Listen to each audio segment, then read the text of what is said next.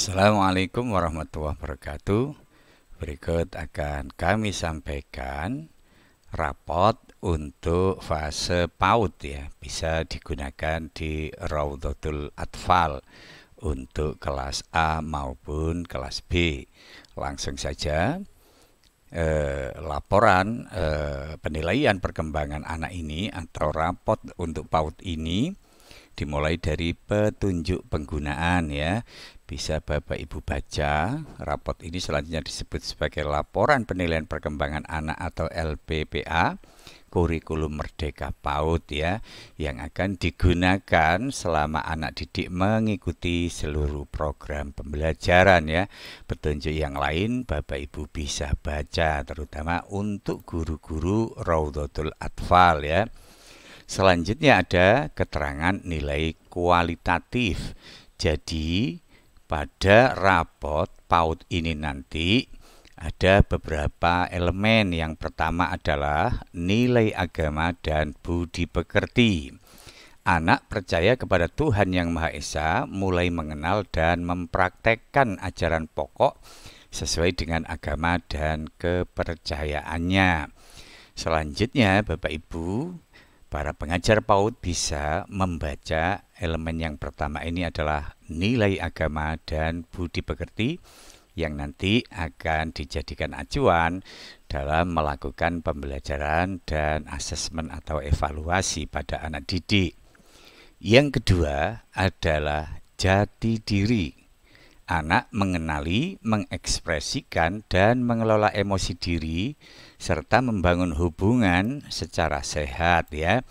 Jadi ini nanti petunjuk ini, deskripsi indikator ini akan dijadikan oleh Bapak dan Ibu guru pengajar PAUD untuk melakukan pembelajaran maupun evaluasi penilaian. Selanjutnya, unsur atau elemen yang ketiga adalah dasar-dasar literasi, matematika, sains, teknologi, rekayasa, dan seni. Ini yang biasanya disingkat dengan STEM gitu ya. Anak mengenali dan memahami berbagai informasi, mengkomunikasikan perasaan dan pikiran secara lisan, tulisan, atau menggunakan berbagai media serta membangun percakapan ya. Ini adalah komponen atau elemen yang ketiga. Selanjutnya adalah yang baru dan menjadi ciri khas dari kurikulum Merdeka adalah proyek penguatan profil pelajar Pancasila dan profil belajar rahmatan lil alamin ya. Pada yang elemen keempat ini Bapak Ibu, nanti Bapak Ibu akan melakukan pembelajaran berbasis tema ya. Temanya nanti ada 4, akan kita uraikan ya. Nah, dalam pembelajaran ini Bapak Ibu, acuannya adalah dimensi profil pelajar Pancasila, dan kalau RA ditambah dengan profil pelajar rahmatan lil alamin. Ditentukan dulu temanya, kemudian kita cari dimensi profil pelajar Pancasila dan nilai dari profil pelajar rahmatan lil alamin yang cocok dengan tema maupun topik pembelajaran. Nah, nanti dalam proses pengamatan pembelajarannya, evaluasinya harus beracuan pada dimensi dan nilai yang kita pilih pada pembelajaran proyek ya. Kemudian nanti hasil daripada proses pembelajaran itu akan kita uraikan pada deskripsi rapot ya, berdasarkan pengamatan secara objektif ya. Oke Bapak Ibu, langsung saja. Nanti pada proses pendeskripsian dari profil pelajar Pancasila dan rahmatan lil alamin ini, kalau menurut petunjuk dari panduan pembelajaran P5 dan PPRA dari Kementerian Agama, harus dideskripsikan dalam satu paragraf secara singkat ya. Oke, kita lanjutkan Bapak Ibu. Nah, ini adalah laporan penilaian perkembangan anak didik Raudhatul Atfal. Ini nanti bisa diganti nama RA-nya ya. Kemudian ada nama RA, NPSN, dan lain sebagainya. Kemudian kita entry anak didik. Karena ini program Word, nanti bisa di-entry satu persatu atau dituliskan satu persatu secara manual, Bapak Ibu ya. Selanjutnya adalah keterangan diri anak. Ini biasanya adalah lembar yang kedua dari rapot. Lembar keterangan diri anak didik, mulai nama siswa, panggilan, dan lain sebagainya. Bisa diisikan, kemudian ditempeli foto anak terbaru, ditandatangani oleh kepala RA dan distempel ya. Biasanya stempelnya agak mengenai bagian kanan dari foto ya, asal tidak menutupi muka dari foto anak didik. Baik, langsung kita masuk ke rapot. Nah, ini adalah tampilan rapot ya. Ini nanti namanya bisa diganti beserta alamatnya sesuai dengan RA-nya masing-masing. Kemudian identitas anak didik mulai dari RA, nama siswa, tahun pelajaran, semester, kelompok usia, kemudian fase, tinggi badan, berat badan ya, dan lain sebagainya diisi secara lengkap. Kita mulai dari komponen yang pertama, yakni nilai agama dan budi pekerti. Untuk mendeskripsikan nilai agama dan budi pekerti sebagaimana petunjuk yang sudah kita uraikan di atas itu, para guru akan melakukan penilaian deskriptif atau kualitatif ya, berdasarkan pengamatan seorang guru kepada anak didiknya selama proses pembelajaran. Capaian-capaian apa yang sudah diperoleh oleh anak didik kita deskripsikan di sini Bapak Ibu ya. Kemudian yang tak kalah penting lagi adalah setelah kita melakukan pendeskripsian secara otentik hasil pembelajaran, kemudian guru melakukan deskripsi yakni tindak lanjut pada semester depan ya. Jadi ada tindak lanjutnya yang akan dilakukan guru pada semester depan pada anak didiknya. Komponen selanjutnya dalam deskripsi ini adalah sebuah catatan dari Bapak Ibu guru untuk ayah bunda di rumah dalam rangka membantu peningkatan perkembangan anak didik. Misalkan di rumah ayah dan bunda dapat membantu Ananda menerapkan kebiasaan beribadah, wajib sholat 5 waktu, dan mengucapkan doa bersama-sama dalam kegiatan harian di rumah. Ini karena aspeknya adalah aspek agama dan budi pekerti. Selanjutnya adalah foto kegiatan ya, foto kegiatan. Lanjut ke jati diri ya. Bapak Ibu guru bisa mendeskripsikan penilaian ontetiknya selama siswa melakukan pembelajaran. Capaian-capaian apa yang sudah didapat oleh anak didik kita deskripsikan di sini.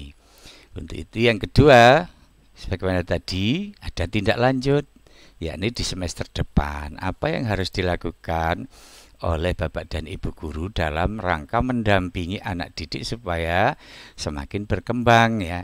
Ini adalah uraian deskripsi yang kedua. Yang ketiga, sebagaimana tadi, adalah sebuah catatan dari guru untuk ayah bunda di rumah ya.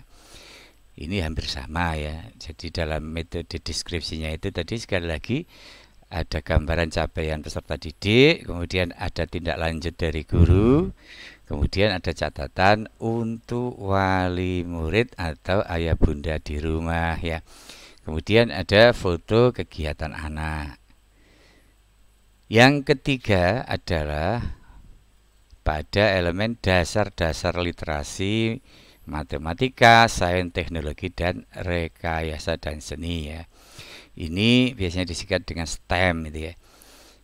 Guru sebagaimana pada elemen-elemen sebelumnya melakukan deskripsi capaian hasil pembelajaran ya secara kualitatif ya. Kualitatif deskriptif ya, apa saja yang sudah dicapai oleh anak didik, kemudian kita uraikan satu persatu ini bagaimana literasinya, matematikanya, sainsnya, teknologinya, rekayasa dan seninya. Kita gambarkan di sini capaian-capaiannya, kita tuliskan di sini Bapak Ibu ya. Kemudian sama seperti tadi ada upaya tindak lanjut dari guru untuk anak didik ya. Di semester depan saya akan menyediakan beragam benda-benda konkret yang dapat mendorong Ananda untuk mengamati dan mencoba menghadirkan berbagai buku cerita variatif untuk mendorong anak gemar membaca ya. Tentu saja tindak lanjut ini berdasarkan dari hasil proses pembelajaran yang sudah dilakukan. Kemudian ada catatan untuk orang tua yang ada di rumah ya. Selanjutnya ada foto kegiatan. Dan yang terakhir adalah proyek profil penguatan profil pelajar Pancasila dan Rahmatan lil Alamin ya. Ini misalkan dalam proyek yang dilakukan oleh Bapak Ibu guru dalam pembelajaran P5 PPRA adalah proyek memilah sampah yang harapannya mampu membangun 2 dimensi. Lah, ini Bapak Ibu harus ada dimensi yang dipilih, yakni dimensi bergotong royong dan bernalar kritis. Dimensi P5 itu kan ada 6 ya. Itu nanti dipilih 1 atau 2 saja. Kemudian juga ada nilai dari pelajar Rahmatan lil Alamin. Jadi kalau P5 itu namanya dimensi, kalau PPRA Rahmatan lil Alamin namanya nilai. Nilai yang diambil di sini misalkan adalah dinamis dan inovatif, tatawur wa ibtikar. Jadi semua nanti proses pembelajaran yang ada di P5 PPRA itu harus mengacu pada dimensi dan nilai yang dipilih ini ya.